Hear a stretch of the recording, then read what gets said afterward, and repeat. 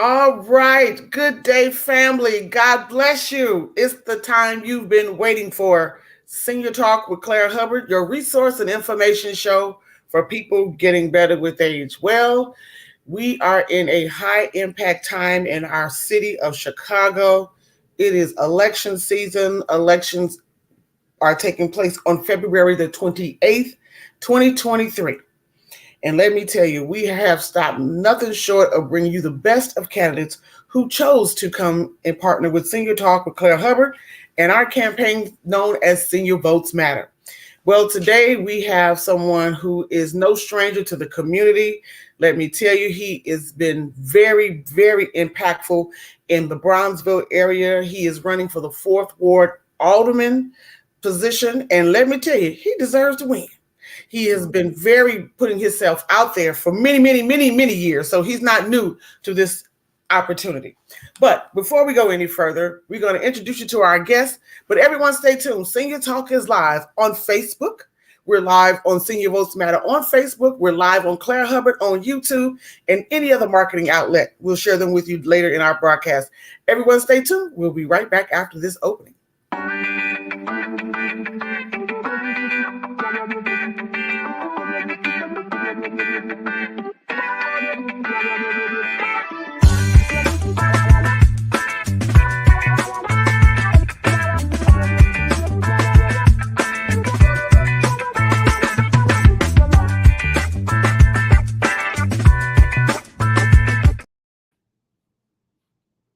All right, family. As I mentioned, we are live. It is a beautiful day, and joining us today, I don't even know how to sum it up. He is a father, he's a philanthropist, he is an advocate for children, he's advocating education. Let me just get off the mic and let me introduce you to your 4th Ward Alderman candidate in Chicago, Mr. Matthew Khari Humphries. How are you today? Woo! All right. It's great to be here. It's great to be here. Absolutely. I know we've worked together for many years, but to actually be here is pretty amazing. Oh, yeah. We love you. We love you forward. So let's talk about this. Before we go into your candidacy, tell us about Khari Humphries and what you've been doing prior to taking this current opportunity. Thank you. So as you say, my name is Matthew Khari Humphries. I'm a father of 2 amazing young boys, CPS students, a 10-year-old and a 5-year-old. I am married to an amazing teacher of 20 years, CPS teacher. We're raising our kids here in the Grand Boulevard neighborhood. I've lived in the 4th Ward over 30 years, moved back here in the 80s, moved here in the 80s after my family experienced a bout of homelessness. And then actually we lived with my grandmother and was fortunate enough to get some affordable housing, subsidized housing in the area, Section 8, and got an amazing education. I got my first job over in the 4th Ward at a grocery store where I was doing some bagging, and went off to college. And this was a time when people were saying, don't live in the city. I came back and got involved in my community, did some about 25 years nonprofit work, working with young people, working in affordable housing. Spent 10 years coordinating senior services and senior supports and events and programs. I just recently left work in the city of Chicago. I was there as Senior Director of Education, Human Services, and Youth Policy. And so I am now, I left it there in October when my neighbors asked me to run for alderperson. Wow. And I'm here. I'm here to serve and to continue to serve my community and neighborhood. So being a resident of your community, what really brought you to make this decision? I mean, you were already actively working in a phenomenal career, but what brought you to say, yes, I'm going to take the leap and put in my bid for alderman? What were the things that brought you to that decision? Well, there's a few things, Claire. One, I would say this. I've been doing the work of an alderperson without having the role. Right. Because I worked in the community at Oakwood Shores, and even though I left there about 3 to 4 years ago, I still get calls from residents seeking services. I'm still coordinating, ensuring people have housing. I'm still working with families to make sure that young people are safe and they have great educational opportunities. So I continue to do that, and I would no matter what. But what really made me decide to jump in is the Fourth Ward has been home to a lot of amazing progressive families that take pride in their neighborhood and history and culture, but it's a place that's threatened. My wife and I, we moved into a house in Grand Boulevard 2 years ago. But I'm gonna be honest with you, Claire, if the interest rates weren't low because of COVID, and if we had waited 6 months later, we wouldn't be living in the ward. We wouldn't have been able Mm. to afford it. Also, as I've been talking to seniors in senior buildings, that they're not happy with the services they're getting from their property manager, and they don't feel like they have anyone to turn to support them and help them. So when my neighbors asked me to do it this time, I said, you know what, I have to do it Yeah. because we need this. We need it now. We need change. We don't need another politician. We don't need anybody here from special interest or a machine candidate that's just trying to get this position for the next role that they want. We need someone who really cares about the community, who's worked in the community, has a track record, Hmm. and and I think I'm the one out of all of the people in this race who has it. Okay, you touched on something that I really want to know, because you have been in the senior buildings directly working, providing services. What is the relationship of the service coordinators? Because I think they have a big opportunity that they could really enhance the lives of the residents that they serve. So, do you know? Can you tell me what that role is of that service coordinator? Because I like you. I'm not in the buildings, but I can go. But some seniors just call me directly because they're having issues in their residence. So, how can we make this partnership a lot better, if you would? I appreciate that, Clary. Service coordinator is an amazing role.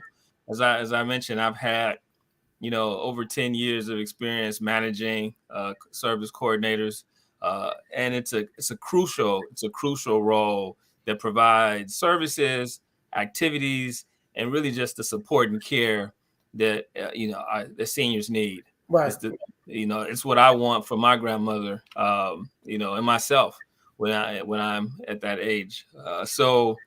But I will say this, that many times service coordinators work for the property manager or are paid Mm. from the property manager. So even though they can and should be an advocate for seniors, especially when they're not getting the services they need from the property manager, uh, their hands are kind of tied, Mm. uh, and so they need the alder person. They need someone outside of the company that is actually paying for the service coordinators to come in and say, "Look, this is not okay. You Right. should not have mice. You should not have issues of work orders not getting completed when you need it." Uh, Definitely advocating for uh, changing of rents and how quickly rents are changing. Because what I learned in my time is $10 can make all a change of income or change of expenses by $10 to $15 can make all the difference in someone on a fixed incomes Right.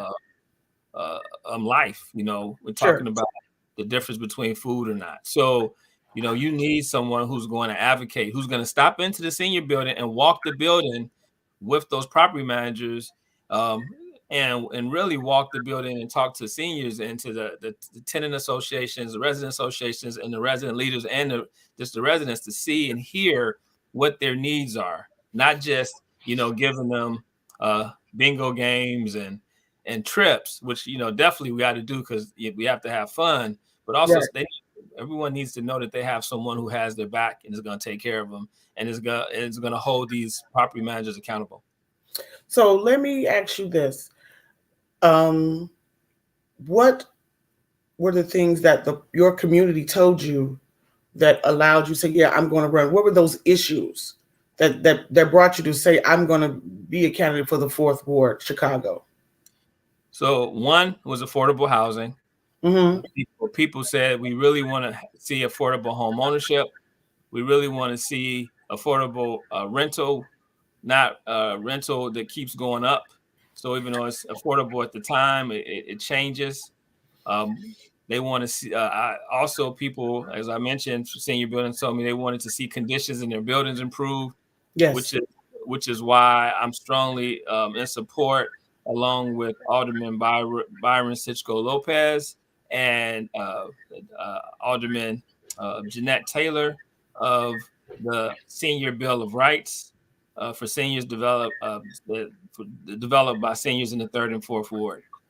Where they actually and I want to also hold property managers and CHA accountable for conditions in our senior buildings. I love it. And I love it. Oh my goodness, I love it. So let's talk about the campaign trail. We're just a few short days until February 28th. What have those persons? I know I've been seeing you. What you got on roller skates? Let me see, because you have been everywhere. So what has been the trail? What have people been telling you through this trail? Seeing a new face, new energy, but someone who they've known in the community for many years. What has the trail been like for you? Well, I'll be honest, Claire. There are people who know me really well, right? And they when they call me that their needs will be met. They know I will connect with them and connect them with resources, and in many cases hold folks accountable. But the ward is big, and so there's a lot of people who don't know me, and Okay. and so in some cases they see me as a new face, because I've always been someone who has gotten things done in the background. So the campaign trail has been, I need more than roller skates. I need rocket boosters so I can let everyone know and who I am. And I'm a grassroots candidate. So the thing about campaigning that people don't always understand is that politicians, people that have support of other politicians that want to keep their people in and keep control of certain seats, they give them money, and that money translates into a party at this senior building, a pizza party here. It translates into putting folks on a bus to take them somewhere to kind of convince them to vote for you. Yeah. It takes them to mailing out a bunch of stuff to you. So you see their face and you think, oh, that's the person who's going to care and care about me and do something for me. But for me, I've been doing it, right? Yeah. And so for me, it's how do I get out there to as many people as possible so that they know? Because here's the thing, and this is what I've been saying, Claire, that I've been doing a lot of speaking, public speaking while on this campaign trail, but the alder person is not a public speaker when they're doing their job. They're a public doer. Say that again. Say that again. I'm sorry. Yeah, you need someone in that seat who knows how to do the job because they've done it. Yes. You don't need someone who knows how to get up in front of you like a preacher, a pastor, make you feel good, because making you feel good isn't gonna get those people on the track to make sure that they're taking care of the building the way you need. They're not gonna get out there and stop folks from taking advantage and treating seniors without dignity and support, or they're gonna forget about you when it's not a campaign. So that's why I'm really here, trying to make sure that there's a champion out there who's going to make sure our elders are safe and being treated with dignity and respect. Well, when you mention elders, I just get all in because that's my advocacy, just caring for our most or what we call the most vulnerable population. Mm-hmm. They're very vulnerable. But let's do this. As you know, I took the time to just do a little trail of my own of you in the community. Mm-hmm. Everyone, this is a video curated by Senior Talk and Senior Votes Matter. And this is Mr. Khari Humphries in the community. Everyone, stay tuned.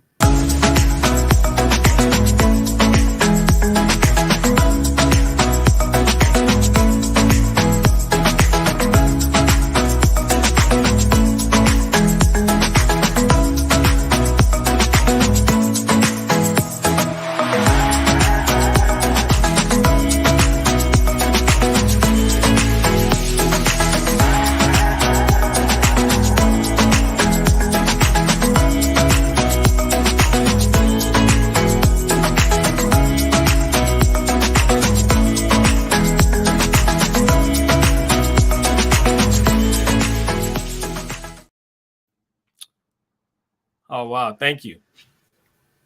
That's a small snippet of you in the community. But let me Yeah. tell you this, there was something that you did because I look and I always do my research when I can at best. There was a tell me about the event that you participated in for Dr. King this year. Oh, Yeah, tell us about that because I mean, your volunteerism is also broad. I mean, you have your own platform, but you also support other organizations, and I thought that was great. So tell us about that opportunity this past year in January. oh, yeah. Thank you. So I'm a board member for an organization called Organic Oneness, and thank you, Clara, because you're right. So I, for 25 years professionally, I've worked in nonprofit and government.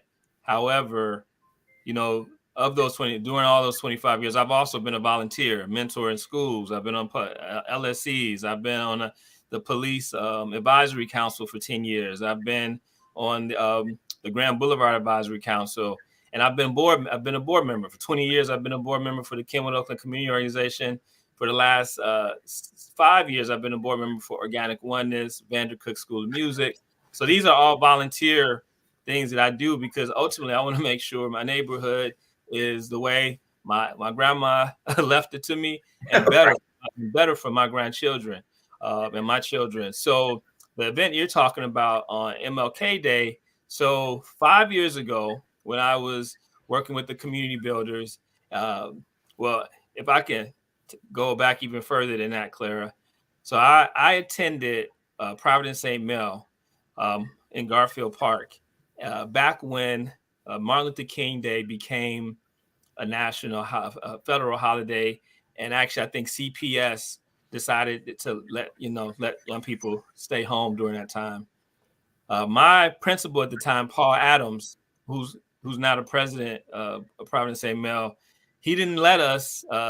He did not allow for that day to be a day off of school for Providence St. Mel back in I think it was 1988, 89, 89 or 90.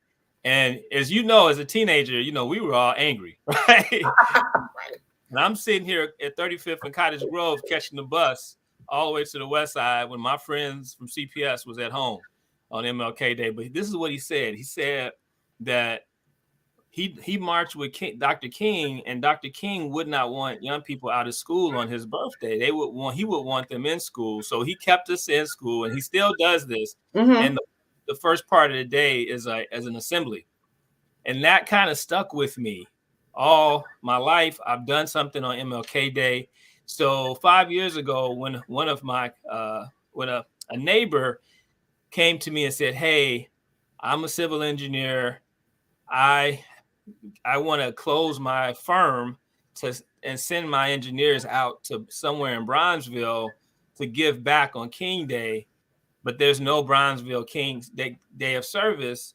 What can we do?" And I'm saying, look, man, I've been wanting to Mm-hmm. do something in Bronzeville. So we started the MLK Day of service and went into 6 schools at the time, a park district, and we were also in Oakwood Shores making blessing bags to give to the homeless. We were putting murals in schools, reorganizing libraries. We went into the senior building and brought young people to talk to seniors in the Oakwood Shore Senior Building to learn about history and and to learn from their elders. And that was 5 years ago. And this year, as you saw, probably there was over 500 people, both from Bronzeville and outside of Bronzeville, that came together for MLK Day um, because they want to give back. And that's what I believe. I believe when you activate neighbors, when you activate and support each other, um, then you'd be surprised at what will come from it. And so it was definitely my pleasure to see it. We put murals in 6 schools, Revis, Hills, and these are not just CPS schools, right? So Mm-hmm. Mollison, King. So it was just, and it was Bronzeville Classical. It was just an amazing, amazing, phenomenal time. I'm excited. I think you hit the head because Dr. King was about service, and that is the way we should honor him. So I'm gonna take that footnote, to be of service and be of honor and honor him in that way, because that's all we have to do. That's what our life mission is, to be of service. So let's talk about the So, campaign. so actually, now we on the radio. We're gonna get you next year, the 6th annual day of service. We're gonna have it. You're gonna have Clara and some of the seniors that listen come on out to the next year's MLK Day of Service in Bronzeville. Absolutely, absolutely. All So right. let's do this. We're a few short days before the election. Once you are elected, what will the first 24 hours be for you? What is your plan of action? So I'll tell you this. What I want to do when I start is I want to go to specifically after I want to go to see the buildings. So it'll start for me the first 60 days where I'll be going to meet with condo associations, going to meet with tenant associations, doing walkthroughs, official walkthroughs of subsidized senior buildings and senior living facilities in the ward. I also definitely will be meeting with heads of the department, streets and sand, Mm, sanitation, police commander. I want the CPS network chief, DFSS's coordinator for the King Center, who also manages all senior resources and investments in this area. mm. Uh, so I'll be doing that just to make sure that my finger is I know I'm right now my finger and hands on the pulse, but I want to ensure that I understand what's under the rug, right? What are we dealing with so that we can ensure that these next 4 years are one of progress, growth, and quality. I'm loving it. I love to see what's under the rug. Oh my Yeah. goodness. What will we find? What will we find? What has been swept under the rug and hidden in the closet, right? We want That's to we right. want to open all that stuff out. Yep. Turn on the light. Absolutely. So we are so um how do you talk to the person in the fourth ward who we've been with someone for so long? What is the new energy that you're planning to bring to this fourth ward? We got a lot of restaurants that are forthcoming, and we I almost call Bronzeville like a city in itself. It is. It's a lot to do. We can Yep. shop here. We can go to worship service. We got schools. New restaurants are coming, and all this great, you know, redevelopment. But what can we do on a safety matter? How do we address that? Because so many people say, "Well, I want to come to Chicago, but I'm scared." How do we help people to say that Chicago is a great place? Come to our communities, and we work, shop, and live here as well. Yeah. Well, first of all, when you said we got things to do, I wonder as a person, remember when the Checkerboard Lounge was on 43rd and like is there still enough to do, Yes, right? yes, Um, and definitely for our seniors, right? So I'm excited because if you've seen the papers, uh, I'm a board member of the Kenwood Oakland Community Organization who has just secured through over $3 million grant to redevelop their first floor to be the Silver Fox senior kind of jazz club uh, event center. So they're going to have a senior service center that is like a cafe, jazz, and then services on the first floor. What's the address? Where are we talking? 4242 South Cottage Grove. I'm excited about it. It's actually, and it was, again, there was a article in the paper probably about a month ago, Mm-hmm. uh, because they've been working on this and it's been senior led, right? So the same seniors who were part of, I mentioned earlier, they developed the Senior Bill of Rights Yeah. uh, from third and fourth ward, where the same seniors involved, Seniors for Justice, are the ones that are a part of really planning that to convert the current office space now to a senior center and secured resources from the city. So really Oh, amazing. definitely. We'll be Yeah. connecting on that for sure because that's Yeah. much needed. That's much needed, and Yeah. Yeah. we As are. I think I should connect you with the executive director because he probably should come talk to your audience about that great, amazing asset that'll be coming. But Yeah. going back to your piece in relation to safety, one, I'll say this, right? We've lost 2,000 police officers in the last 4 years. And I know a lot of people think we need to police safety into our communities, but one, they're not going to come as quickly as people hope. Yes. And so we have to have really different. It's a complex issue, and we have to have some real serious strategy. So one, I believe that there's this piece called corridor ambassadors. One thing we learned at the senior building that I used to support a run in Oakwood Shores was we needed a concierge person at the front desk, right? So for some, they saw it as a security guard. For others, they just saw it as a person that was extra eyes to make sure people weren't coming in. Well, that doesn't have to be a police officer. That could be what I'm calling them as corridor ambassadors. I see them in other places. You can have them at places. You can have them at key locations like senior buildings. You can have them at key locations like business corridors, like Cottage Grove, 43rd, 47th, in the South Loop, Hyde Park. You see them when you go to places like University of Chicago. You see lots of people that are standing out with a vest. You see them at schools during safe passage. So it also develops jobs. Yes, sir. Right? And just in Oakland, the Oakland community and the Grand Boulevard community in the Fourth Ward are still amongst the top 10 communities in the city with the highest unemployment. And unemployment completely connects with crime, burglary, and theft.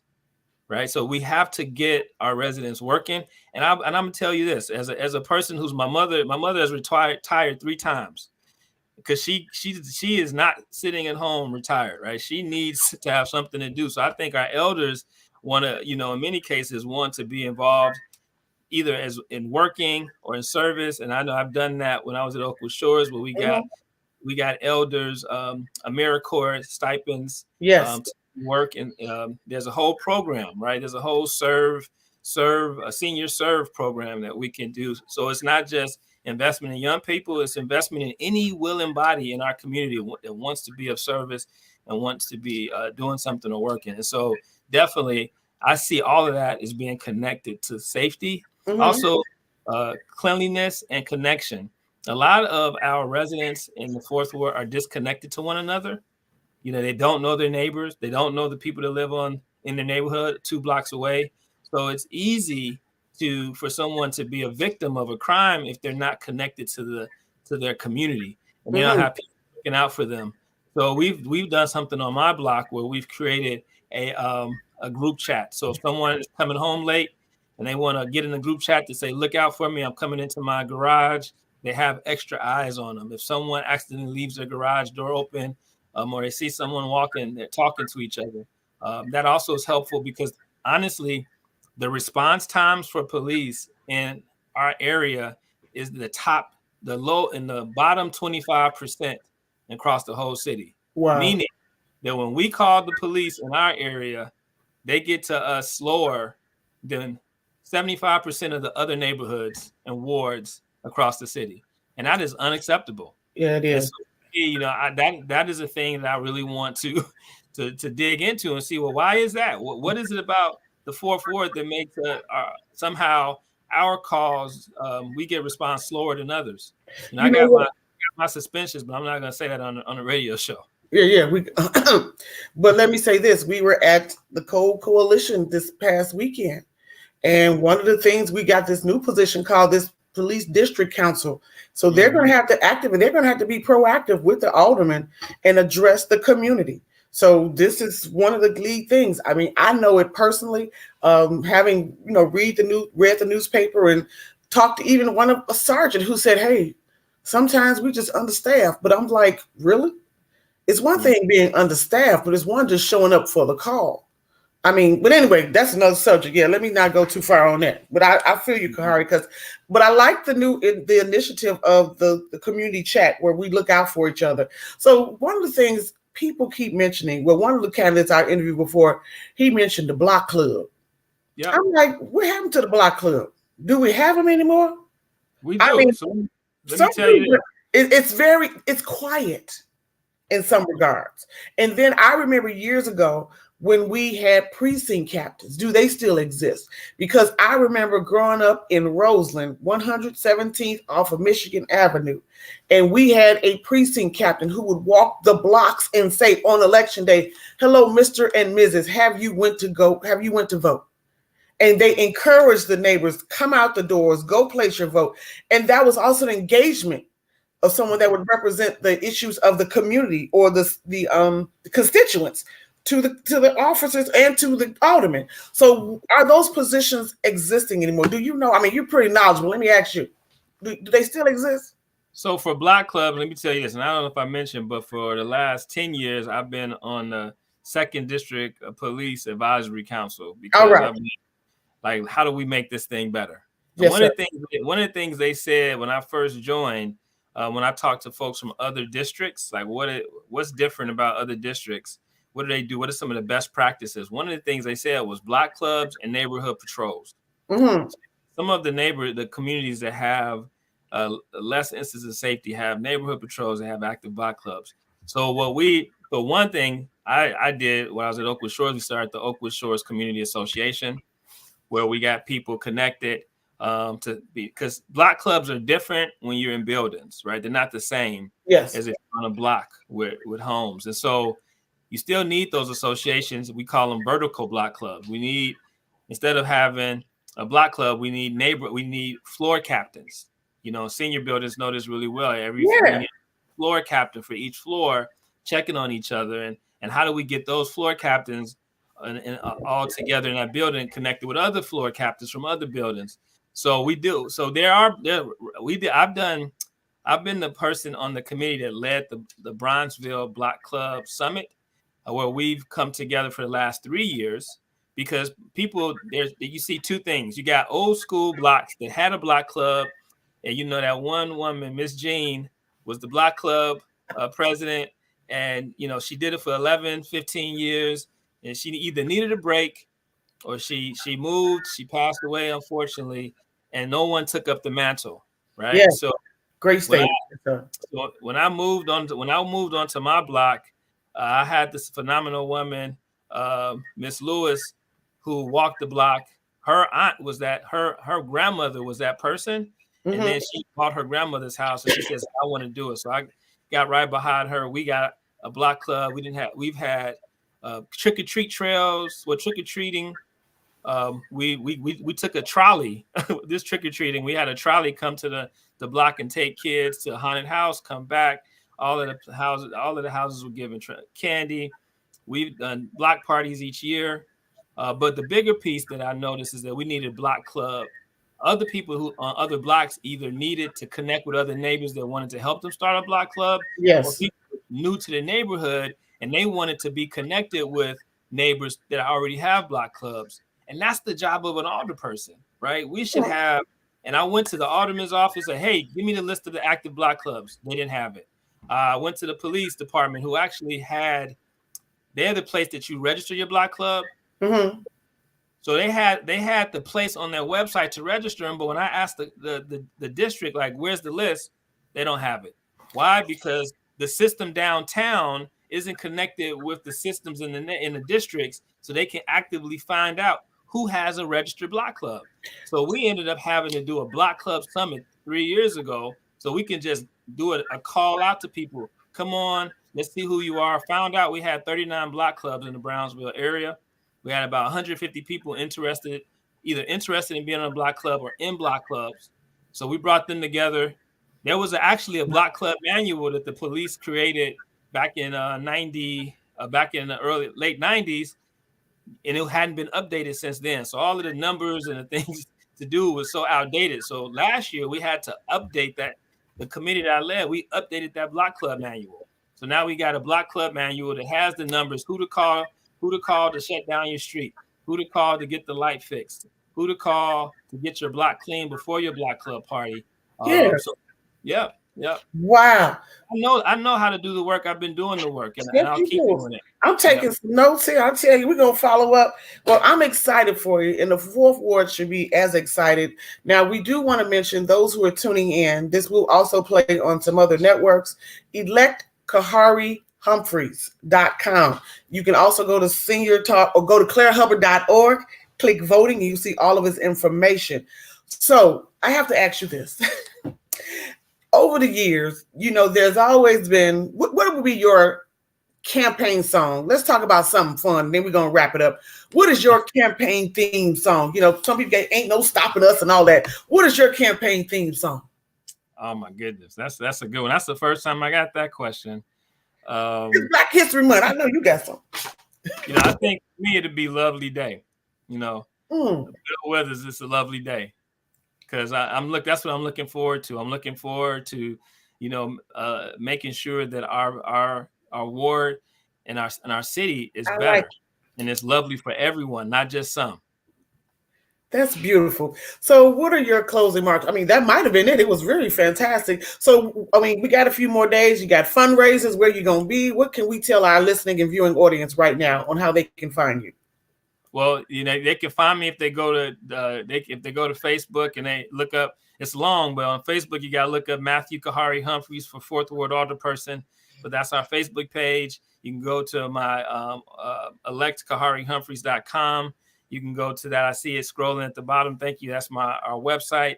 We're having, if you live anywhere on or near King Drive and 45th, there's a DST, which is the Delta Sigma Theta space. Mm-hmm. We're having a candidates forum this Saturday from 10 to 12. Oh yeah. I'll be a sip and savor on Saturday morning from 8:30 a.m. to 9:30 a.m. But I'll tell you what. You buying coffee? You buying coffee? Hey, I'll be buying coffee for the first 25 people. Yeah. And which location? Which location? Sip and savor on 43rd. All right. Right okay. 43rd in Forestville. Also, any senior building that wants me to come over, I'll come bring some donuts and chat with neighbors and let them know what's going on. I'll bring donuts and pizza and sit with residents so they can reach out to me. I even give my phone number, 773-209-1400. They can call and we can get something set up. Because what I really want to make sure that happens is I'm in front of as many people as possible. Yes, sir. Now in the 28th. The last place I would definitely say is that we need people, 4th Ward polling location. Early voting has started. Mm-hmm. So, people, they can come now from 9 to 6 at the King Center located on 43rd and Cottage Grove to vote 7 days a week. So definitely I'm up there, or one of the people that volunteer with my campaign is up there to give people more information. And lastly, my office is located at 1011 East 43rd Street. So that's 1011 East 43rd. So people can stop by there as well. So I'm trying to be as accessible as possible. Right. So last question. I failed to ask, what is your coverage area? Because, this redistricting thing got me thrown off all the way. So I'm planning on a call with someone from the Board of Elections next week. We need to get this redistricted. So tell us, what is your coverage area in the 4th Ward?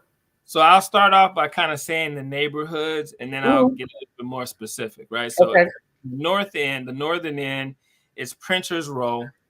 It kind of skips what we think as the South Loop. So it kind of skips the area between Roosevelt and 26th, because that's the 3rd Ward. Then it picks back up after 26. So Mercy Hospital and south, you can come south all the way down along the lakefront to 53rd Street. 53rd Street is the border, so it includes Oakland, it includes Douglas community, includes parts of Grand Boulevard, it includes part of Kenwood, North Kenwood, it includes parts of the northern part of High Park, and again, Printers Row in the South Loop. Wow. Well, let me say, first of all, I want to thank you for taking the opportunity to be a part of our program today, expressing your interest. You have a huge fan in me, because your advocacy is real. And, I'm like you. I don't want to meet about the next meeting. I mean, let's be clear. Let's keep moving. Let's put a plan of action. And so you have work that has been before you that you've made successful, and your efforts are not in vain. So I wish you all the best on the trail. February 28th is around the corner, but you're going to be momentous in what you're doing. And the community is very happy and they're very lucky to have you, someone that cares, because that doesn't happen often. And like you said, Mm. you're not a politician, but you're a doer. Is that what's the term you use? I love that real smooth line. No, I appreciate it. So I'm not a politician, I'm a public servant.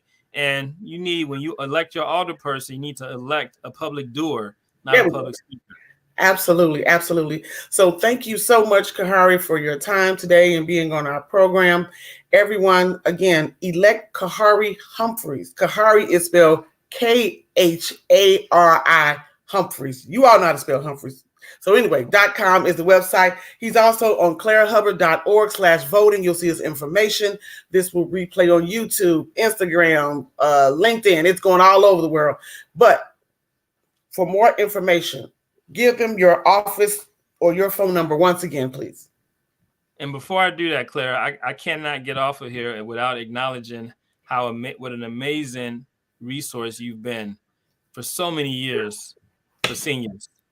I met you, when we were over, I was working with seniors over at Oakwood Shores, and you were a resource then, and you've remained a resource. And so I just appreciate you so much, your work, seeing you on the streets, like in Bronzeville Summer Nights. You are out. You say you see me in the streets. You see, because I see you out here working for these seniors, and they have to know that when you're not on this broadcast, you are out there fighting, advocating for them, and they got a champion in you. And I just appreciate you, and all your work. And thank you for being here. But people, if they want to reach me and connect with me, I am at the address is 1011 East 43rd Street, a few doors down from Norman's Bistro. Mm-hmm. My phone, like I said, my phone number is 773-209-1400. And then also you can go to the website at electkhariHumphries.com or KhariHumphries.com and go to the same website. Mm-hmm. On Facebook, you can look for Matthew Khari Humphries for Fourth Ward Alderperson. So you've done it well. Well, as we say, it's time to be about the business of serious business, and that's why you're in the business of serving, and your community is very lucky to have you. And thank you for your comments, and I look forward to partnering with you. We both have a passion of serving, so we need to get a few more like us together and we can make a difference. That's right. All right. So thank you again, everyone. Remember, the website is electkhariHumphries.com. You can also go to his campaign office at 1011 East 43rd Street, or give him a call at 773-209-1400. Well, it's been a fruitful show and a very wealthy show. And we want to always let you know that in complete darkness, we are all the same. It is only our knowledge and wisdom that separate us. Don't let your eyes deceive you. I've been Claire Hubbard, your granddaughter in the community, and your host for today. Our special guest was Khari Humphries for Fourth Ward Alderperson. And we will see you next time for Senior Talk with Claire Hubbard.